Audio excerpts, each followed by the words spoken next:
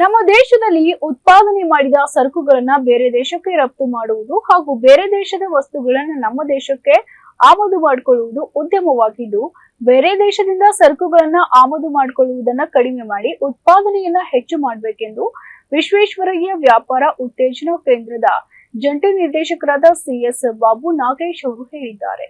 ಇಂದು ವಿಶ್ವೇಶ್ವರಯ್ಯ ವ್ಯಾಪಾರ ಉತ್ತೇಜನ ಕೇಂದ್ರದ ವತಿಯಿಂದ ಮೈಸೂರಿನ ಹೋಟೆಲ್ ಪ್ರೆಸಿಡೆಂಟ್ನಲ್ಲಿ ಹಮ್ಮಿಕೊಳ್ಳಲಾಗಿದ್ದ ರಾಜ್ಯ ರಫ್ತು ವಲಯವನ್ನು ವಿಸ್ತರಿಸಿ ರಫ್ತು ಪ್ರಮಾಣವನ್ನು ಹೆಚ್ಚಿಸುವ ಸಲುವಾಗಿ ಕೈಗಾರಿಕೋದ್ಯಮಿಗಳು ಹಾಗೂ ವಾಣಿಜ್ಯೋದ್ಯಮಿಗಳಿಗಾಗಿ 6 ದಿನಗಳ ರಫ್ತು ನಿರ್ವಹಣಾ ತರಬೇತಿ ಕಾರ್ಯಕ್ರಮವನ್ನು ಜ್ಯೋತಿ ಬೆಳಗುವ ಮೂಲಕ ಉದ್ಘಾಟಿಸಿ ಮಾತನಾಡಿದರು.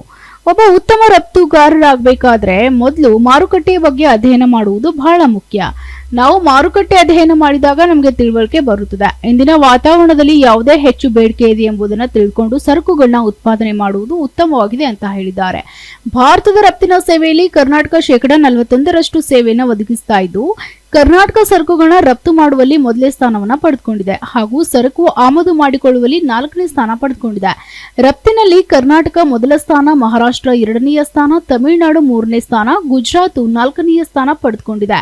ಸರಕುಗಳನ್ನ ಆಮದು ಮಾಡಿಕೊಳ್ಳುವಲ್ಲಿ ಗುಜರಾತ್ ಮೊದಲನೇ ಸ್ಥಾನ, ಮಹಾರಾಷ್ಟ್ರ 2ನೇ ಸ್ಥಾನ, ತಮಿಳುನಾಡು 3ನೇ ಸ್ಥಾನ, ಕರ್ನಾಟಕ 4ನೇ ಸ್ಥಾನವನ್ನು ಪಡೆದುಕೊಂಡಿದೆ ಅಂತ ಹೇಳಿದ್ದಾರೆ. ರಾಜ್ಯದ ರಫ್ತು ಉದ್ಯಮವನ್ನು ಹೆಚ್ಚು ಮಾಡುವುದು ಈ ತರಬೇತಿಯ ಮೂಲ ಉದ್ದೇಶವಾಗಿದೆ.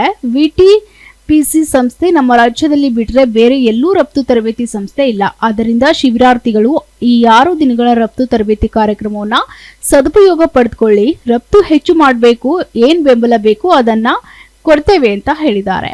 ಮೈಸೂರು ಕೈಗಾರಿಕೆ ಸಂಘದ ಪ್ರಧಾನ ಕಾರ್ಯದರ್ಶಿಗಳಾದ ಸುರೇಶ್ ಕುಮಾರ್ ಜೈನ್ ಅವರು ಮಾತನಾಡಿ, ರಫ್ತು ಉದ್ಯಮ ಎಂಬುದು ಸವಾಲು ಕ್ಷೇತ್ರವಾಗಿದೆ. ಯಾವುದಾದರೂ ಉತ್ಪನ್ನವನ್ನ ನಾವು ತಯಾರು ಮಾಡ್ತಾ ಇದ್ರೆ ಮೊದಲು ಸ್ವದೇಶದಲ್ಲಿ ಉತ್ಪನ್ನಗಳನ್ನ ತಯಾರಿಸಿ ಹೆಚ್ಚು ರಫ್ತು ಮಾಡಬೇಕು. ಬೇರೆ ಬೇರೆ ದೇಶಗಳಿಂದ ಸರಕುಗಳನ್ನ ಆಮದು ಮಾಡಿಕೊಳ್ಳುವುದನ್ನ ಕಡಿಮೆ ಮಾಡಬೇಕು.